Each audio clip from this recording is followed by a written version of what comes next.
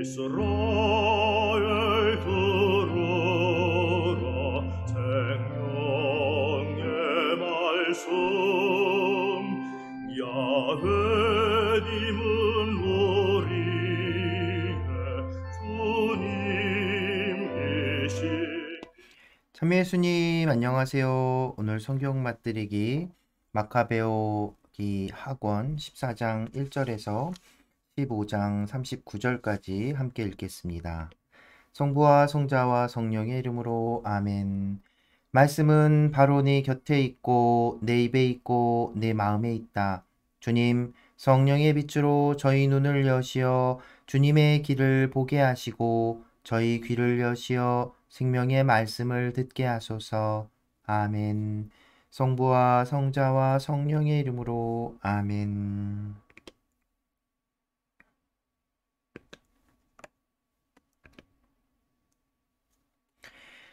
알키모스가 데메트리오스를 꾀어 대사제직을 얻다. 새해 뒤에 유다와 그의 군사들에게 보고가 들어왔다. 셀레우코스의 아들 데메트리오스가 강력한 군대와 함대를 이끌고 트리폴리스 항구로 들어와 안티오코스와 그의 후견인 리시아스를 살해하고 그 나라를 차지하였다는 것이다.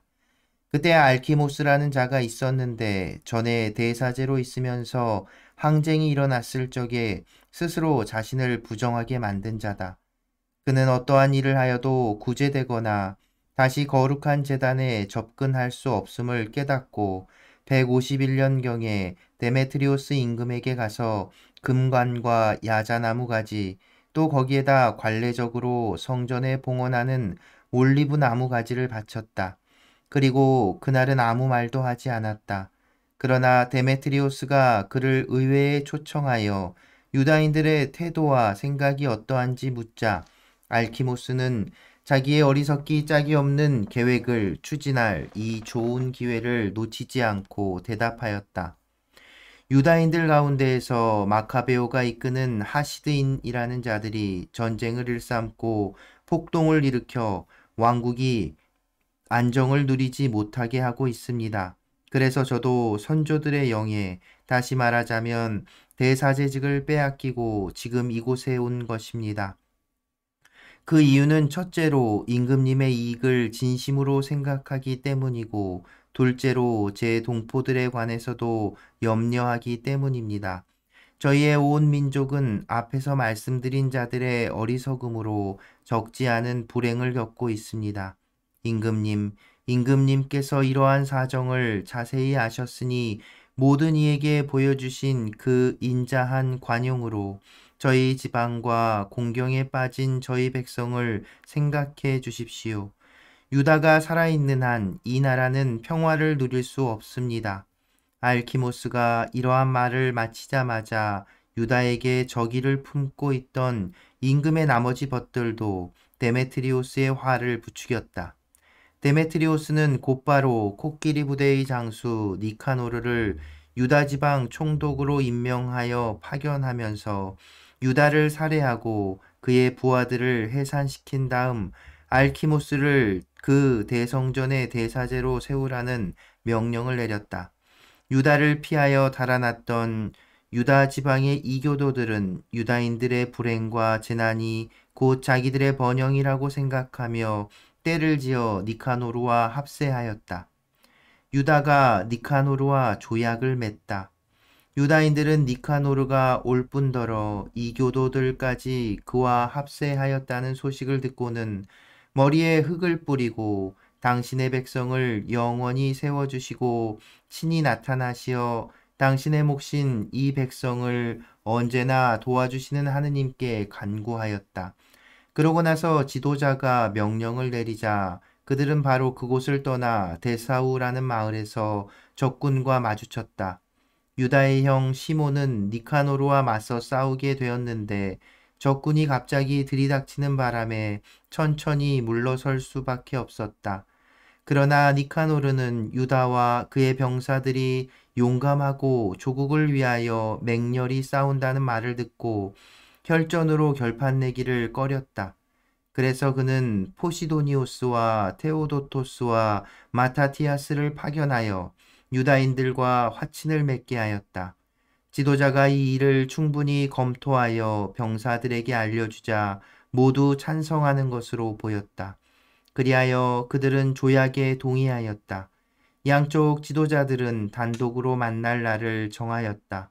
양쪽에서 수레가 한 대씩 나와 자리를 마련하였다. 유다는 적군이 갑자기 배신할 것에 대비하여 적절한 장소에 무장한 병사들을 준비시켜 두었다. 그러나 회담은 순조롭게 이루어졌다. 니카노르는 예루살렘에서 지내면서 부당한 일을 하지 않았으며 제 주변에 떼지어 모여들었던 무리도 해산시켰다. 그리고 유다를 언제나 자기 앞에 있게 하였다. 이 사람에게 마음이 끌렸던 것이다. 그는 또 유다에게 혼인하여 자녀를 낳으라고 권고하였다. 그래서 유다는 혼인하여 자리를 잡고 평범한 삶을 살아갔다. 알키모스의 모략으로 유다와 니카노르가 갈라지다. 니카노르와 유다가 서로에게 호의를 가지고 있다는 사실을 안 알키모스는 그들이 맺은 조약서를 들고 데메트리오스 임금에게 가서 니카노르가 나라의 반역자인 유다를 후계자로 삼았으니 국책에 반대되는 일을 꾸민 것이라고 말하였다. 임금은 화가 났다.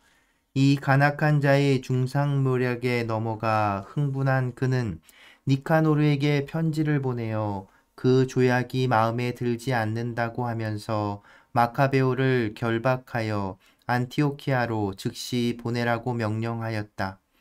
이 명령이 니카노르에게 전해지자 그는 아무 잘못도 저지르지 않은 사람과 맺은 협약을 무효로 하게 된 데 당황하고 슬퍼하였다.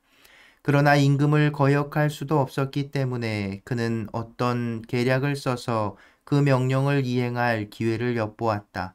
그런데 마카베오는 니카노르가 자기를 전보다 냉정하게 대하고 일상의 만남에서도 전보다 거칠게 행동하는 것을 보고서 그렇게 냉정한 태도에는 별로 좋지 않은 까닭이 있으리라고 생각하였다. 그래서 그는 적지 않은 수의 군사들을 모아서 니카노르를 피하여 숨어버렸다. 마카베오가 자기를 감쪽같이 속였다는 사실을 깨달은 니카노르는 거룩한 대성전에 가서 일상의 제물을 바치고 있는 사제들에게 유다를 넘기라고 명령하였다. 그러나 사제들은 맹세를 하며 니카노르가 찾고 있는 사람이 어디에 있는지 모른다고 하였다. 그러자 니카노르는 성전을 향하여 오른손을 쳐들고 이렇게 맹세하였다.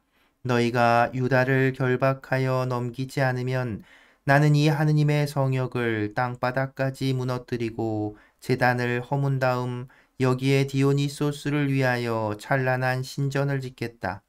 이러한 말을 하고 그는 떠났다. 그러자 사제들은 하늘을 향하여 두 손을 쳐들고 우리 민족의 항구하신 보호자께 탄원하였다. 주님, 당신께서는 아무것도 필요 없는 분이신데도 당신께서 머무르실 성전이 저희 가운데에 있는 것을 좋아하셨습니다. 그러니 이제 거룩하신 분, 모든 거룩함의 근원이신 주님, 정화된 지 얼마 되지 않은 이 집이 영원히 더럽혀지지 않도록 지켜주십시오. 라지스가 유다교를 위하여 스스로 목숨을 끊다. 예루살렘의 원로들 가운데 라지스라는 사람이 있었는데 니카노르에게 고발되었다. 그는 동족을 사랑하는 사람으로서 평판이 아주 좋고 인정이 많아 유다인들의 아버지라고 불렸다. 전에 항쟁이 일어났을 때 그는 유다교를 고소한다는 고발을 당하였다. 그는 신변과 생명의 위협을 무릅쓰고 유다교의 모든 열성을 바쳤던 것이다. 니카노르는 유다인들에 대한 적개심을 분명히 보여주려고 500명이 넘는 군사를 보내어 그를 체포하게 하였다. 그를 체포하면 유다인들이 타격을 받으리라고 생각하였던 것이다. 탑을 막 점령하려고 할 즈음 병사들은 안뜰 문을 밀치면서 불을 가져다가 그 집 문들을 태워버리라고 소리쳤다. 이렇게 사방으로 포위당하자 라지스는 자기 칼 위로 엎어졌다. 악한들의 손에 넘어가 자기의 고귀한 혈통에 합당하지 않은 치욕을 당하느니 차라리 고귀하게 죽으려는 것이었다. 그러나 라지스는 전투의 열기 때문에 급소를 맞추지 못하였다. 그때 여러 문에서 군사들이 밀려들자 그는 용감히 벽으로 뛰어올라가 군사들 위로 대담하게 몸을 던졌다. 그들이 재빨리 물러서는 바람에 공간이 생겨 라지스는 그 빈자리 한복판에 떨어졌다. 그런데도 죽지 않고 분노로 불타서 몸을 일으켰다. 피가 솟아나고 상처가 심한데도 군사들을 헤치고 달려가 가파른 바위 위에 올라섰다. 그리고 피가 다 쏟아지자 자기 창자를 뽑아내어 양손에 움켜쥐고 군사들에게 내던지며 생명과 목숨의 주인이신 분께 그것을 돌려주십사고 탄원하였다. 그는 이렇게 죽어갔다. 니카노르가 하느님을 모독하다. 니카노르는 유다와 그의 군사들이 사마리아 지방에 있다는 보고를 받고 가장 안전하게 그들을 안식일에 공격하리라고 결심하였다. 그때 어쩔 수 없이 그를 따라다니던 유다인들이 말하였다. 그렇게 잔인하고 야만스러운 학살은 절대로 하지 마십시오. 만물을 지켜보시는 분께서 다른 날보다 명예롭고 거룩하게 하신 그 날을 존중하십시오. 그러자 그 악독한 자는 안식일을 지내라고 지시한 지배자가 과연 하늘에 있느냐고 물었다. 그들은 일곱째 날을 지키라고 명령하신 분은 살아계시는 주님, 하늘에 계신 지배자 바로 그분이십니다. 하고 선언하였다. 그러자 니카노르가 말하였다. 지상에서는 나도 지배자다. 그래서 내가 너희에게 무기를 들고 임금님의 일을 이행하라고 지시한다. 그러나 니카노르는 자기의 흉악한 계획을 이행하는데 성공하지 못하였다. 유다가 부하들을 격려하고 꿈에 본 영상을 설명하다. 극도의 교만으로 거들먹거리는 니카노르는 유다와 그의 군사들에 대한 공공 승전비를 세우겠다고 결정하였다. 그러나 마카베오는 주님께 도움을 받으리라는 큰 희망과 확고한 신뢰를 가지고 있었다. 그래서 자기 군사들에게 전에 하늘에서 내린 도우심을 명심하여 이민족들의 공격을 겁내지 말고 이번에도 전능하신 분께서 그들에게 승리를 주실 것으로 기대하라고 격려하였다. 그는 율법서와 예언서의 말씀으로 그들의 용기를 북돋우고 또 지금까지 이겨온 전투들을 상기시켜 그들의 사기를 드높였다. 이렇게 유다는 사기를 북돋아주고 나서 지시를 내림과 동시에 이교도들의 배신과 서약 위반을 지적하였다. 이렇게 그는 군사 하나하나를 방패와 창보다는 훌륭한 격려의 말로 무장시켰다. 그리고 아주 믿을 만한 꿈을 이야기해 주어 그들을 모두 기쁘게 하였다. 그가 본 영상은 이러하였다. 대사제였던 오니아스가 나타나 두 손을 쳐들고 유다인들의 온 공동체를 위하여 기도하고 있었다. 그는 고귀하고 선량한 사람으로서 행동이 점잖고 태도가 온유하며 언변이 뛰어날 뿐 아니라 어릴 때부터 모든 덕을 열심히 실천해온 사람이었다. 이어서 위험에 찬 백발 노인이 같은 방식으로 나타났는데 놀랍고 아주 장엄한 품위가 그를 감싸고 있었다. 그때 오니아스가 이렇게 말하였다. 동족을 사랑하시는 이분은 하느님의 예언자 예레미야로서 백성과 거룩한 도성을 위하여 열심히 기도해 주시는 분이시다. 예레미야는 오른손을 내밀어 유다에게 금칼을 주었다. 그러고 나서 이렇게 말하였다. 하느님의 선물인 이 거룩한 칼을 받아라. 그리고 이 칼로 적들을 물리쳐라. 유다인들이 니카노르를 쳐 이기다. 유다의 말은 매우 고귀하고 강렬하여 젊은이들의 용기를 불러일으키고 마음을 용감하게 만들어 주었다. 그 말에 힘이 솟은 그들은 전열을 갖추어 싸우는 대신에 용감히 돌진하여 아주 용맹한 백병전으로 결판을 내리라고 작정하였다. 도성과 거룩한 기물들과 성전이 위험에 빠졌기 때문이다. 그들에게는 여자들과 아이들 그리고 형제들과 친척들이 그리 중요하지 않았다. 오히려 성별된 성전에 대한 걱정이 가장 크고 또 으뜸 가는 것이었다. 도성에 남아있던 이들도 들판에서 벌어질 전투를 염려하며 매우 불안해하였다. 사람들은 모두 다가오는 결전을 기다리고 있었다. 적군이 이미 가까이 다가와 병사들은 전열을 갖추고 코끼리들은 유리한 지점에 또 기병들은 양쪽으로 배치되었다. 눈앞에 대군과 갖가지 무장과 사나운 코끼리들을 본 마카베오는 하늘을 향하여 두 손을 쳐들고 기적을 일으키시는 주님께 탄원하였다. 승리는 그분의 결정에 따라 합당한 이들에게 주어지는 것이지 무기로 얻는 것이 아님을 그는 알고 있었던 것이다. 그는 이렇게 탄원하였다. 주님, 당신께서는 유다 임금 히즈키야 때에 당신의 천사를 보내시어 사네립의 군대에서 18만 5천 명가량을 죽이셨습니다. 하늘의 지배자님, 이제 다시 선한 천사를 보내시어 저희 앞에 서서 공포와 전율을 일으키게 해 주십시오. 당신을 모독하며 당신의 거룩한 백성에게 다가오는 자들을 당신의 위대하신 팔로 무찔러 주십시오. 이러한 말로 그는 기도를 마쳤다. 니카노르와 그의 군사들은 나팔을 불고 전투가를 부르며 진격해왔다. 그러나 유다와 그의 군사들은 하느님께 탄원하고 기도하면서 적군에게 맞서 싸웠다. 손으로는 싸우고 마음으로는 하느님께 기도하며 그들은 3만 5천 명이 넘는 적군을 쓰러뜨렸다. 그리고 하느님께서 이렇게 당신 모습을 드러내 주신 것을 크게 기뻐하였다. 전투가 끝난 다음 기쁜 마음으로 돌아오던 유다인들은 니카노르가 갑옷을 다 입은 채 쓰러져 있는 것을 보았다.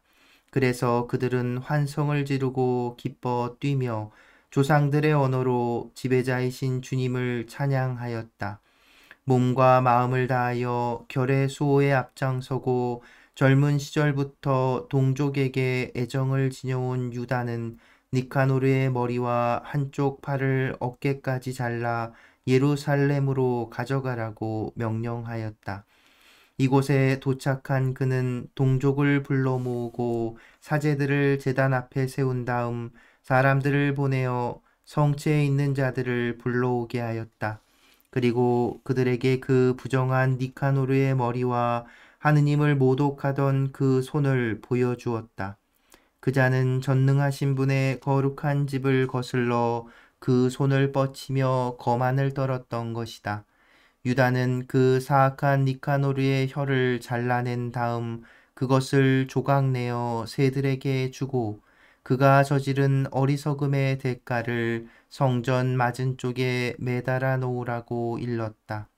사람들은 모두 하늘을 우러러 당신을 드러내신 주님을 이렇게 찬양하였다. 당신의 거처가 더럽혀지지 않도록 지켜주신 분께서는 찬양받으소서. 유다는 니카노르의 머리를 성체에 매달아 모든 사람에게 주님의 도우심을 드러내는 확실하고 분명한 표징이 되게 하였다. 그들은 모두 이날을 결코 그냥 지나치지 말고 기념일로 지내자고 공적인 결의에 따라 정하였다. 그날은 12번째 달, 아람 말로는 아다르 달 열 사흔 날이며 모르도카이의 날 하루 전날이었다. 맺은 말 니카노르에 관한 이야기는 이렇게 끝난다. 그리고 그때부터 히브리인들이 이 도성을 장악하게 되었다. 나도 여기에서 이야기를 마치려고 한다. 이 글이 좋고 훌륭하게 되었으면 내가 바라던 것이고 보잘것없이 변변치 않게 되었더라도 나로서는 최선을 다한 것이다. 포도주만 마시는 것이 해롭듯이 물만 마시는 것도 해롭다. 그러나 물을 섞은 포도주는 달콤한 기쁨을 자아낸다. 이와 마찬가지로 잘 짜인 이야기는 그 글을 읽는 이들의 귀를 즐겁게 한다. 여기가 끝이다. 성부와 성자와 성령의 이름으로 아멘. 말씀은 내 발의 등불이요 나의 길의 빛이옵니다. 주님, 저희가 성경을 생명의 말씀으로 믿고 기도하며 살고 선포하게 하시어 언제나 성령 안에서 평화와 기쁨을 누리게 하소서. 아멘. 성부와 성자와 성령의 이름으로 아멘.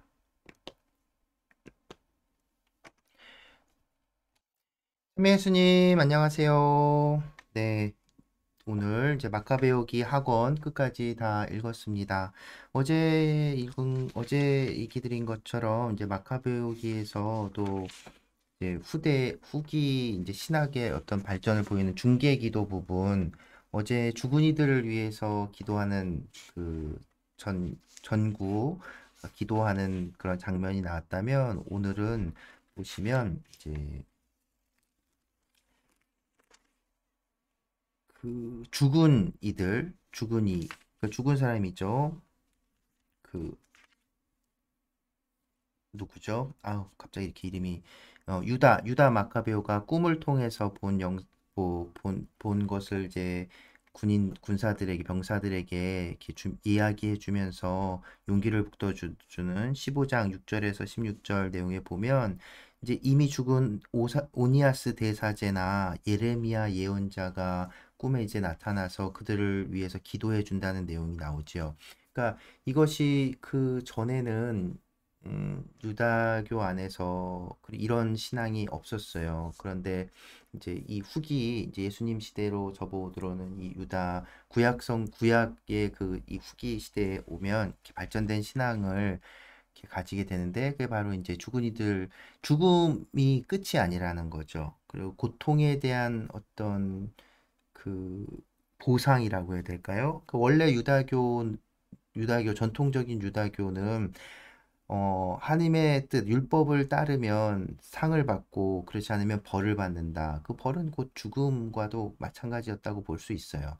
그런데 이제 의인들의 어떤 죽음, 이 설명을 할 수가 없는 거죠. 그래서 뭐 여러 가지 방법들로 이제 욥기나 뭐 이런 설명들을 하려고 했지만, 이제 마카베오 시대 요때쯤에 와서야 이제 드디어 이 죽은 이들, 특히나 이 거룩한 죽음을 맞이한 이들이 이렇게 그냥 허무하게 끝날 리가 없다. 하느님께서 그들을 그렇게 내치실 리가 없다. 그래서 이 거룩한 의인들이 죽었지만 그들은 하나님의 상을 받게 될 것이다. 그러니까 이 죽음은 끝이 아니다. 그래서 부활에 대한 믿음이 생기는 것이고, 그게 부활에 대한 믿음이 생기고 죽음이 끝이 아니니까 우리가 살아있지만 저 죽은 이들을 위해서 기도해 주는 것이 의미가 있는 것이고, 또 거꾸로 이 죽은 이들, 특히나 의인들이잖아요. 의인들의 이 기도가 이 우리에게 큰 힘이 될 수 있다는 것.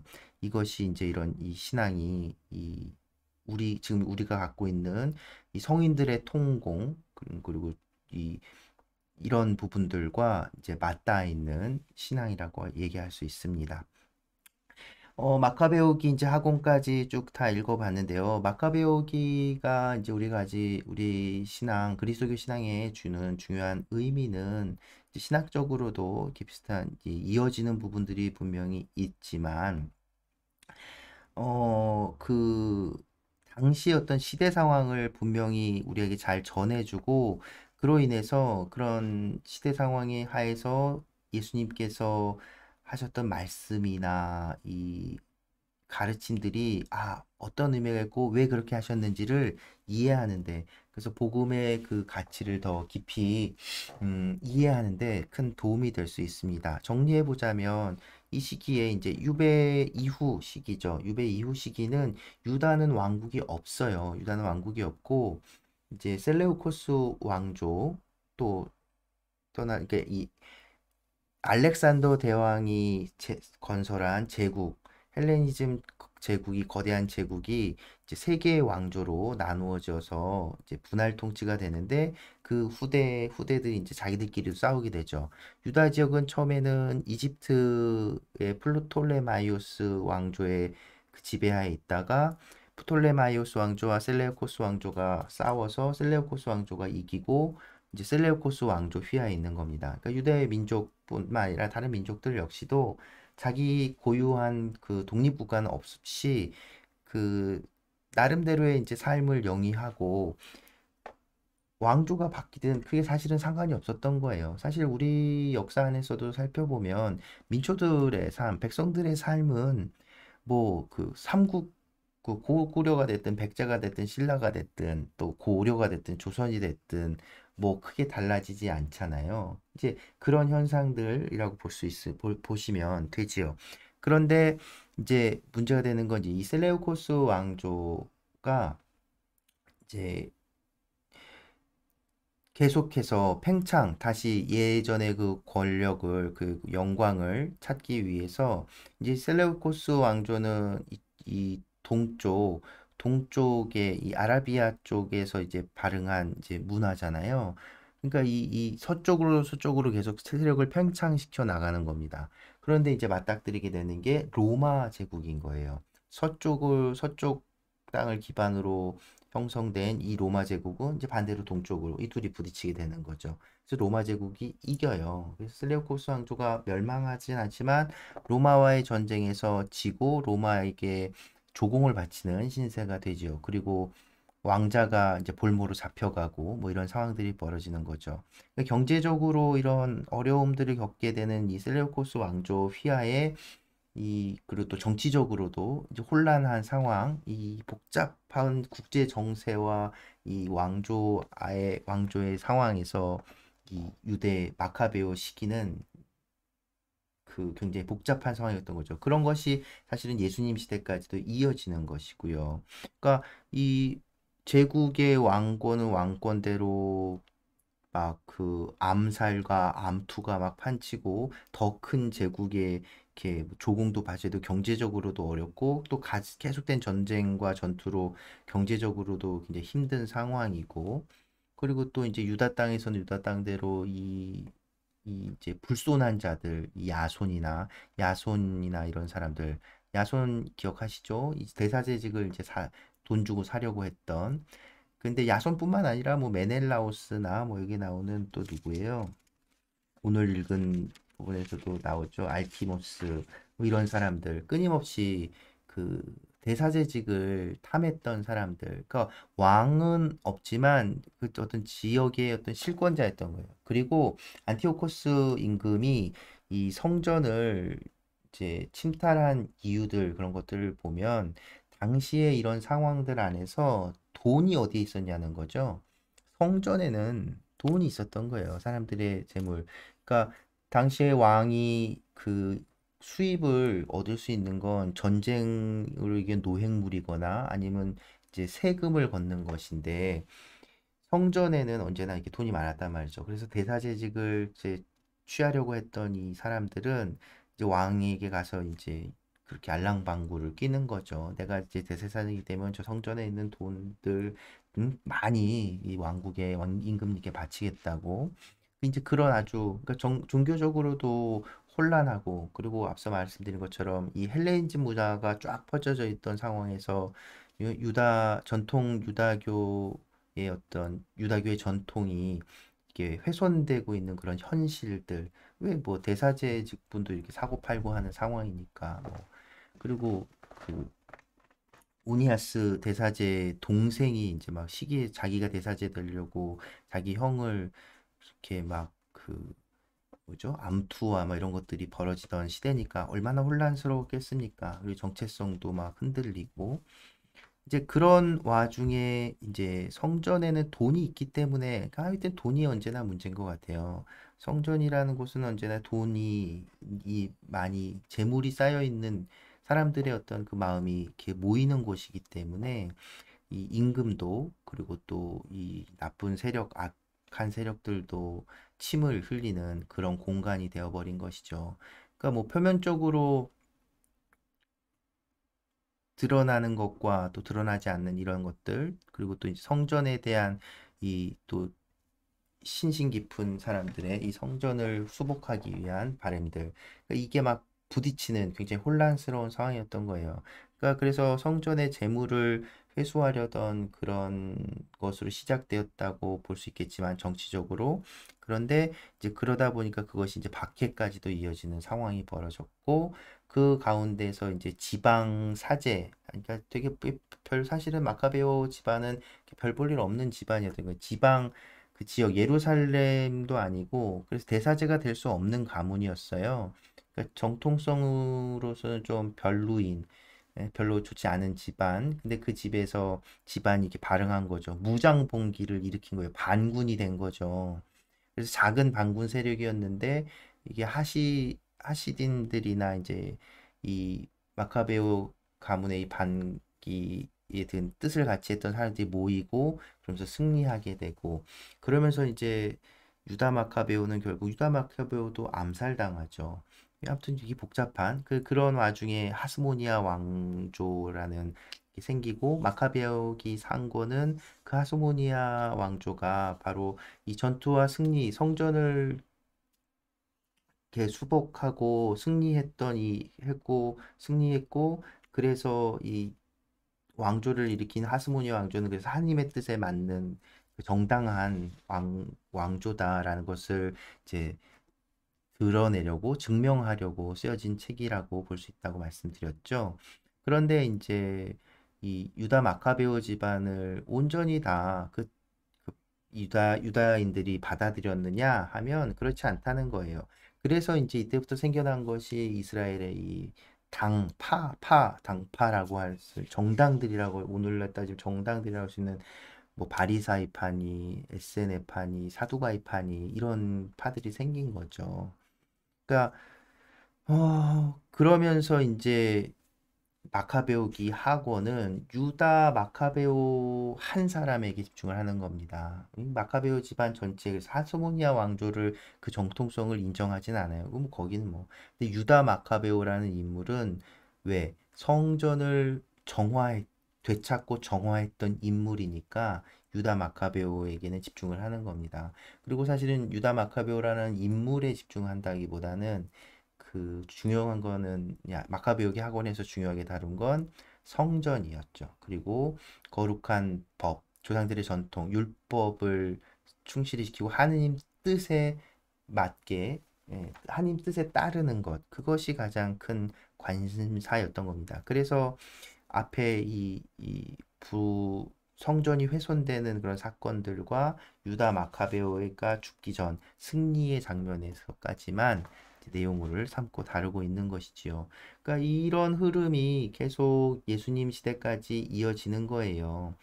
그래서 이스라엘과 또 어제 댓글 중에 이제 유다이즘과 헬레니즘 문화 뭐 이거에 대해서 차이를 이렇게 얘기해 물어보셨는데 사실 그 둘을 단순하게 이거는 헬레니즘 문화고 이건 유다이즘의 그런 영향이고 이렇게 분리할 수는 없어요. 굉장히 그 둘 다 굉장히 어떤 큰 현상이고 그래서 그것을 단순하게 설명하는 건 좀 너무 어렵고 근데 이제 그 어떤 종교 복합적인 그런 사상 체계 그 사회 전반에 깔려 있는 그런 현상들 어떤 표현들 이런 것이죠.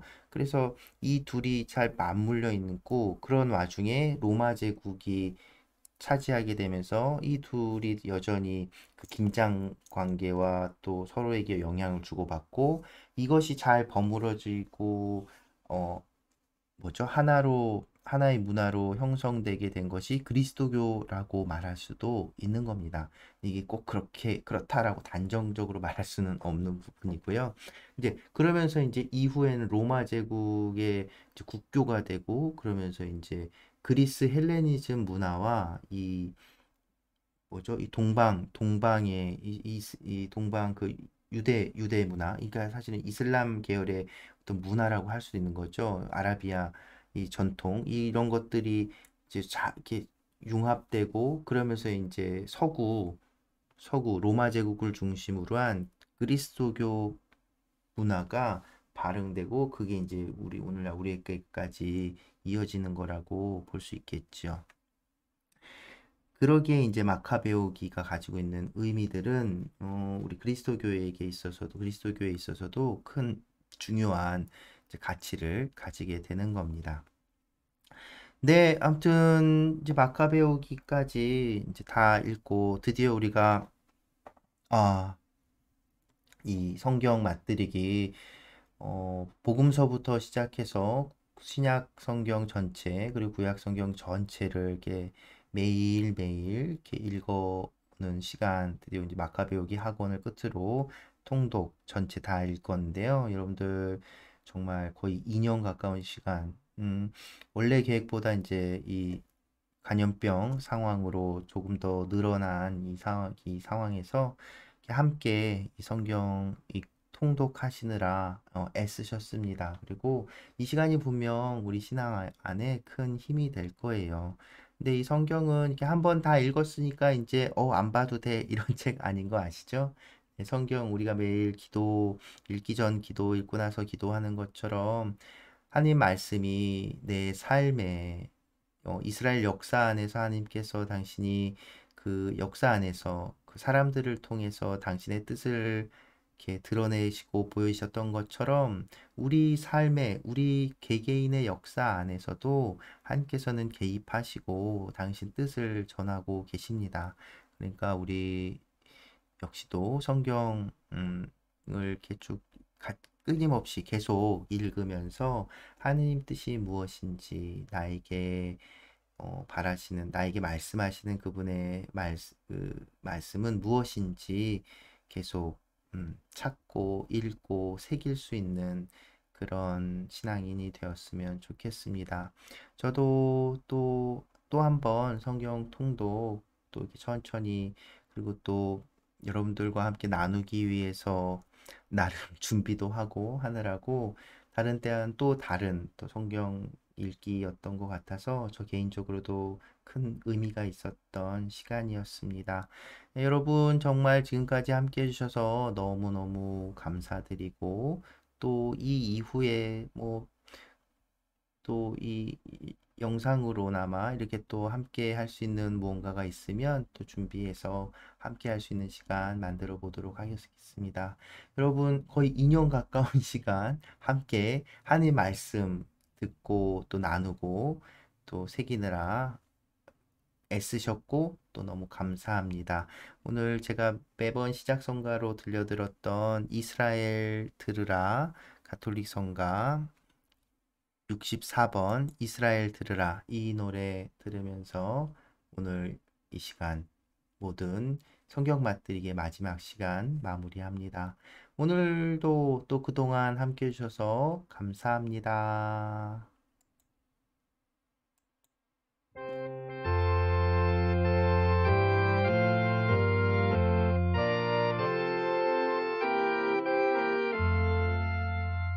Israel